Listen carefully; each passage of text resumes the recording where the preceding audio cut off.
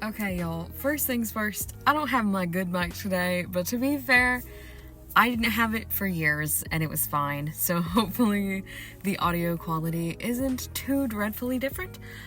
From more recent uploads, you probably will hear more background noise and less whooshing when I bump the mic, but that is the only difference. So hopefully it isn't too terrible. The next thing I would like to address is that I had planned to do like a sweet little story time for the last month of the year. I know I planned it for halfway through and I planned it for the first one, and guess what? It's not here. And I realized that maybe that's a good thing that I didn't do it in any of the other months, because it's hard. Because as it turns out, there are multiple retellings of this and different things happen and in different orders, and I do not know which one is like the quote-unquote correct version of the telling of this story. So I'm just gonna give a chopped version, that being that a very long time ago, the Jade Emperor wanted to host a race, and there were several different animals that were invited to this race, and in various different tellings, some different things happen, like different animals are friends, different animals help each other, different animals screw each other over in order to be the first animal to cross the river, to be the first in the cycle, because I mean all of them were going to win at some point, all of them were going to gain a title save for the cat, because I believe in some tellings there is a cat, in some tellings the cat was never invited, there was never a cat to begin with, but in some tellings it's like, oh yeah, there was a cat but it never made it across. So anyways, lots of different tellings, lots of different orderings, but long story short, the order that it is in is the order in which the animals won. Whether you believe that some animals were besties and won together, regardless. I was going to do also, because I could have sworn that Fruits Basket had a normal telling of the story. I went onto Crunchyroll. My full intention was to be like, I don't feel like I can do this story justice, especially because I'm finding so many different versions. Let me go find the Fruits Basket telling of it, because that is what inspired this series to begin with. I loved Fruits Basket as a child. It was one of my favorite animes. It was one of my first animes, in fact. Definitely not like one of my first, but like, she was the classic, okay? I wasn't the only one to like Fruits Basket in the ye old age of 2009 when it came out initially.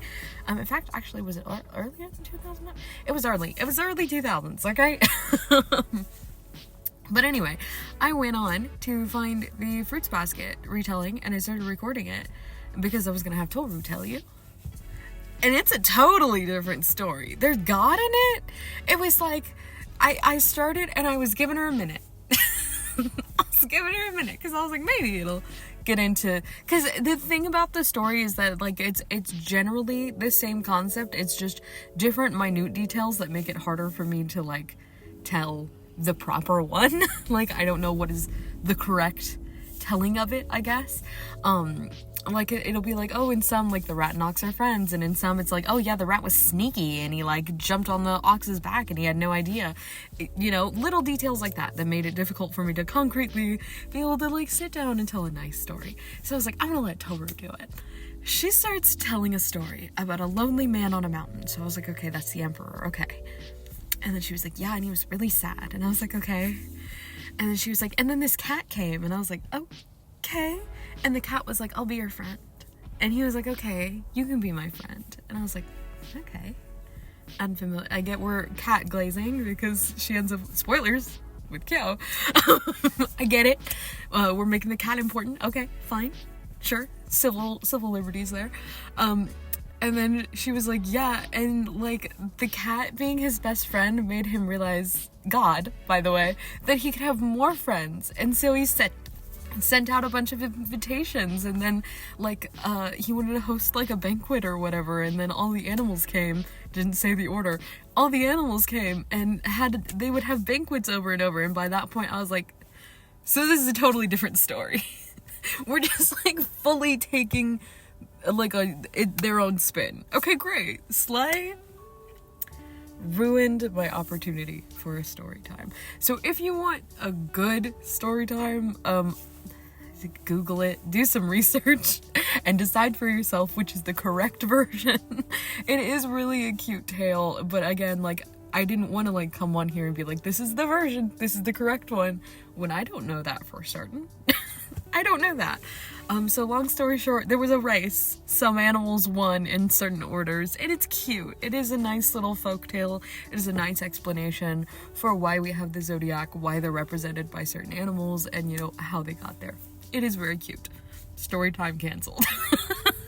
I'm sorry.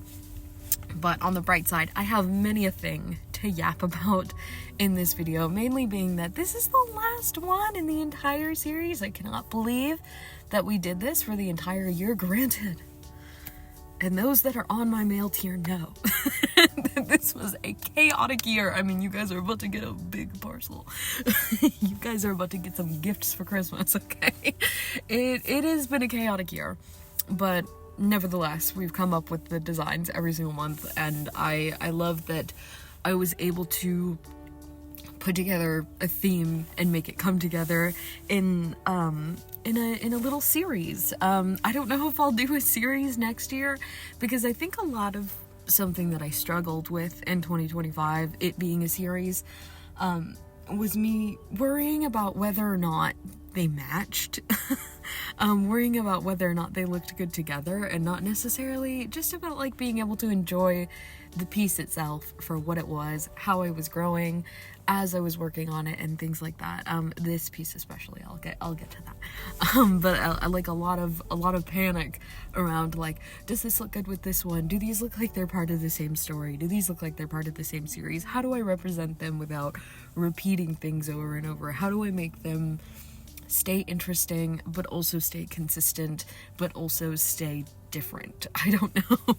So I had a lot of struggle with that, but it was really fun, genuinely, to be able to put something together and be able to say that I did that, and that I followed something, I stuck with it, and it turned out really cool. If you guys have any ideas for 2026, I did make a post. If you guys have anything that you want to see in regards to like the prints and the stickers every single month, if you guys want to see me do more monsters, or, you know, try something out entirely different, please let me know, because I'm really looking into being excited about exploring what next year is going to look like for Patreon, especially because I want to be more on top of things next year. I definitely, this is my first year having a big influx on my customs tier, so learning to navigate that plus all of the other tiers has been fun. It has certainly been fun, and it has certainly made me forgetful. Let's just say that. Let's just say that. So yeah, I definitely want to be able to put some prep and planning into next year. But yeah, so this piece more specifically, I struggled with this piece so much for multiple different reasons. One of those reasons just being that I was having a bad art day.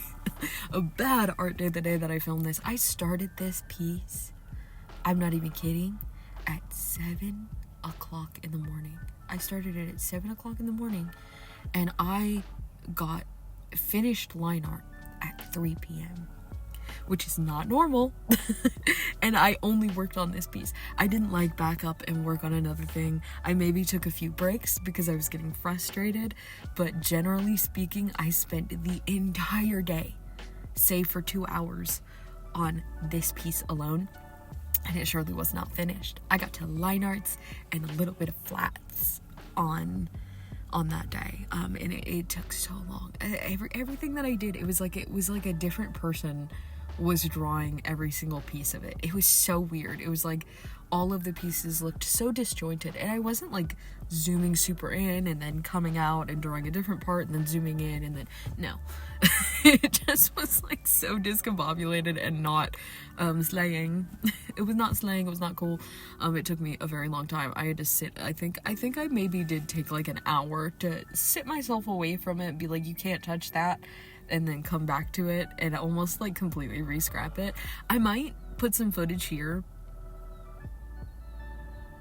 of just what it looked like before. Before you guys are seeing what you're seeing now, because it looked bad. I was so focused on, I wanted it to look similar. I wanted to do a callback to January. We have a dragon, we have a snake for January, you know, it's dragon to snake. And I wanted to see, like, and that's not even how it is in the zodiac either. It just happened to be that way, have like similar animals for the beginning and the ending of the year. So I was like, oh, I love that. So I want to make them kind of look related. I want them to be like kind of similar, have a similar vibe, maybe the same character on a different day or something like that. I don't know. But I kind of just, or maybe like, you know, an older sister of January or something like that, just to kind of like show that I had grown throughout the year, both in my artistic journey, but also just in like my self, I guess. So I wanted to kind of show that. I wanted to do some like improvements on like the features and the rendering and the posing and stuff like that, and I ended up overthinking it like crazy. I overthought it so hard. I was so worried about making sure that it looked better better than January, that it I struggled at first to kind of make it be its own thing, and like just be its own piece, I guess. I was like, I have to do everything better. The rendering has to be better. The pose has to be more dynamic. The features have to be drawn tighter. Just all this stuff I have to do better than I did in January, and I struggled with that. I struggled with it a lot, and that was really frustrating. But I think I was able to eventually get it to a point where like it was manageable, I guess. Where I could look at it and be like, okay, it's not my favorite piece, but it's still like, it's good, she's cute, she's serving, she's giving. And then I still sat on it because I didn't want to like render it when I knew that I was dissatisfied with it. So I went into it the next day, gave it a look, felt better about it, tweaked some things that I wasn't jazzed about, and like many things, I jazzed her up with some paint over. And I love painting over now. I loved it in Procreate, but I also would get frustrated with it sometimes because obviously the brushes that I would use to paint over would be kind of different than what I would use for my line art, and things would get fuzzy and distorted and things like that. But now that I use like literally one brush for everything, but also that one brush has built-in blending like my beloved Paint Tool Sai, except it's on Clip Studio, I like it. I like it a lot more now because I feel like it's not just like sitting on top of the piece anymore.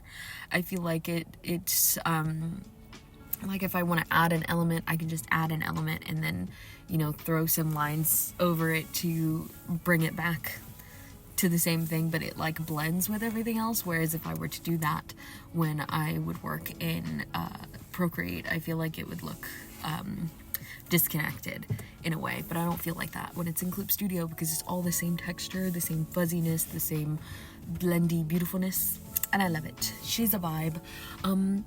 I also think I enjoyed very much making her sparkly because a lot of the lucky colors. So actually, okay, let me get into that, the traits and everything. If you want to see like a full breakdown, like I do every single year, I will be posting it, or every single month I will be posting it. Every zodiac sign has different traits, different lucky and unlucky colors, predictions for the new year, and also a flower that I associate with the month. So flower, obviously, as you I'm sure can see, is daffodils. Those are hard to draw. Those were hard to draw. I struggled with those a lot, but I had a lot of fun with her lucky colors, which were silver, gold, and off-white. So I obviously used off-white and gold for more of like the background and the accents on the daffodils, and the petals for the off-white. And then I made her dress silver, which I feel like is very New Year's, very sparkly, dazzly, very holidays as well. Silver and gold little moment. I love that. It's unintentionally Christmassy with also daffodils thrown in. Sure, why not? It is the birth flower of December, so I guess it makes sense. But it's not, oh, I mean the birth flower of December in China. I think it's a different flower here. Some of the flowers I think overlap, but some of them are different. But anyways, daffodil is the birth flower of China. Actually, they specifically called it a narcissus flower. A narcissus? Like, you know, the guy? And I was like, isn't that just a daffodil? And I googled it. It is in fact a daffodil. It's just a daffodil. So they're hard to draw from any angle. They look like little trumpets. They look like little weird guys. Their petal distribution is so strange. So I had fun drawing them, but they were difficult, but also it fit perfectly, again, with the themes, the colors. And I did go yellow for the background as well, like yellowy gold, because that's what January's color was. I believe I used a yellow background, because I was focusing on just lucky colors in general for the Chinese New Year being red and gold. Because January, obviously, is the Chinese New Year. And this was before I was even doing all of the other elements, like having special stuff for, like, you know, lucky flowers and things like that. I did include the flower, actually. But actually, fun fact, they do have lucky flowers, but I'm not doing the lucky flowers with the sign. I'm doing, like, the month birth flower. So those are different flowers. But I wasn't even looking into that stuff at that point. I just so happened to be like, I want to jazz this up. What's January's birth flower? And then by February, I was like, let's continue that and also expand. And so I started doing more of that. But yeah, I went with gold for January, and I was like, well, if gold is one of December's lucky colors, or one of Snake's lucky colors, you bet I'll be putting gold in the background as well. It's not the same tone because, again, I do want them to be slightly different, but I did want them to be callbacks of each other. Speaking of callbacks, I designed a little dragon tattoo for the month. Obviously, for the sticker, for the design, for the piece. One, because I'm trying to get a tattoo on as an apprenticeship. And two, because I did a tattoo in January, and I felt like that would just be, again, the perfect callback. Similar pose, similar way of rendering the animal, similar character, and similar, you know, everything else, because I'm trying to make it look like they're part of a series. So I did enjoy getting to do all of those callbacks. I do love the little dragon. I definitely need to practice drawing dragons. It's hard. I definitely don't know if I would render one like this again, but also I don't know how I would, which is crazy because I had a How to Train Your Dragon fixation during the summer, and I didn't learn how to draw a dragon. What's wrong with me? I literally was so into How to Train Your Dragon. I had a freaking cup from a Burger King meal that it was the How to Train Your Dragon meal, and I washed that sucker out repeatedly because I didn't have anything else, any other physical merch that was How to Train Your Dragon themed. I still don't to this day. I don't have the cup anymore. RIP. Toothless. But yeah, how did I go through several months long hyperfixation on a dragon series and not learn how to draw a dragon? That's on me. But I liked that I could go kind of more simplistic with it. I did intend to actually go very detailed with it until I started looking on Pinterest at other dragon tattoos, and I kept finding like these really like noodly, very simple, very sparkly too, a lot that incorporated like glitter and stars and stuff, and I was like, okay, we know that's my vibe. So therefore I will be taking inspo. So I kind of went like a detailed but also doodly route, I feel like, which is just me. That's just what I do for almost everything. So I liked that I was able to do that. Would it have been more elegant to go with like a more classic, more traditional dragon? Yes, maybe. But I like that she's me. I like that she has, you know, my style embedded in her rather than like me trying to force myself to do something that isn't my norm, which I've done enough of that this year. I've drawn many animals in many different styles, and I feel like I've pushed myself a lot this year, and whether that, you know, whether that resulted in me doing a lot of things that I like and a lot of things that I'm like, about, sure. It taught me some things about how I like to do certain things and a lot of things about how I don't like to do things, so that's great. I feel like I learned a lot from challenging myself in that way this year, but especially with just all the struggle that the illustration took to get to this point. I was like, yeah, we can go simple. That's okay. I think that's fair. I think that's allowed. And I am glad I did that because I like the design. I think it's cute, and I think it's going to make an adorable freaking sticker, and you guys are going to see that very soon when I film it at the end, as I always almost do. But yeah, that is pretty much it for this video. That's pretty much it for this design. I hope you enjoyed this piece. I hope you have enjoyed this series. If you've joined the Patreon because of this series, thank you so much. I hope you enjoy all of your prints and stickers and doodles and everything, and I am excited to hear what you want to see next year. If you have yet to join the Patreon, but this is kind of like your inspo, if you really like this vibe, don't get too excited because I don't know what I'm doing next year. But if you like my art and you're just so happening to find me, hello, I do have a Patreon. It's patreon.com/EddieScribs. You can join all of the awesome people on screen here. I love you guys so much. You genuinely have made this year so special, especially just like with the support, the backup, the immediate stress that falls off my shoulders knowing I have you guys and I am able to make art to support myself. I think that's amazing, especially those of you that are on my customs tier. I talked about this in another video. I love getting to chat to you guys and talk about your OCs or your fandoms and make things custom and special for you. I think that's awesome. I think that's slay. It's very fun for me. I do have a few slots left on that tier, so if you are interested in that, jump on it while you still can, because there are limited slots on that tier only. Every other tier, unlimited slots. Go for it. But as far as the customs tier, that one is limited because I am only one person. And doing 10 customs a month is enough. It is enough. I'm not there yet, but when I get there, trust, it will be enough. But anyways, again, thank you guys so much, and I hope you guys are excited for the holiday redraw and subsequently the new year to come. I don't even remember if I did a New Year's resolutions video this year, and if I did, I hope you're ready for me to recap that. If I did, I don't even remember what I said any of my resolutions are. I hope that I have done some of them. I can't believe that it's December. Actually insane. Anyways, again, enough yapping. I love you guys so much, and I'll see y'all in the next one. Bye.